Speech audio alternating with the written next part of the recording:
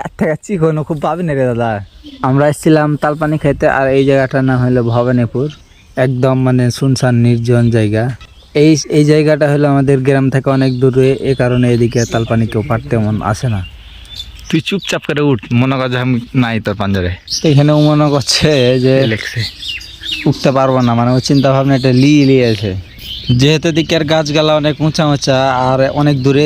আর এই জন্য আমরা হচ্ছে এদিকে তালপানি বাড়তে আসি। দেশে যেগুলা ছিল মানে আমাদের বাড়ির আশপাশে যেগুলো ছিল ওগুলা পেড়া খাওয়া হয়ে গেছে অলরেডি। হাসিস নে। এই দেখো বেচারা উঠতে আর পারে না, মানে খাইতে গেছে মনে হয়, যেহেতু ওখানে অনেকক্ষণ ধরে ওখানে আটকে গেছে, তো আর মনে হয় না যার উঠতে পারবে। নিচ দিকে লাইরি বাসলিস। তো এই দেখো নিচে নামতে লেগেছে, মনে হয় না উঠতে পারবে, আর নেমে যাবে মনে হয়। তো তালপানি পাড়া হয়েছে, তো আমি উঠেছিলাম, ওই উঠতে পারেনি, যে কারণে আমি উঠে তারপরে পারলাম। আর তালপানি উপরে একটা কাটে দেখেছিল একবারে, মানে খাওয়ার একদম উপযুক্ত আছে, কোনো সমস্যা হবে না। হাত কাঁপছে, মানে বুড়িয়াও নাই, আবার দেখা গেলো যে একবারে জালিও নাই।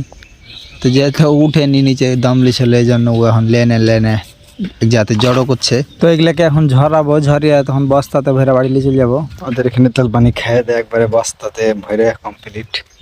এখন সাইকেল খানে এনে তালা মেরে রেখে ওদিকে যাবো, ওদিক থেকে আবার গোটি খেয়ে আসবো।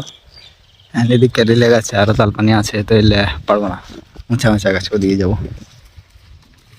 তো বড় দুঃখের বিষয় হলো যে ওদিকে যে আর তালপানি পাইনি। আমাদের এইখানে যেখানে সাইকেল রাখা ছিল এই জায়গাতে একটা গাছ ছিল, তো এটারই কাটলাম। আর এই তালপানিগুলো দেখো কত বড় বড়, মানে খুব বড় সাইজের, তবে বুড়া না।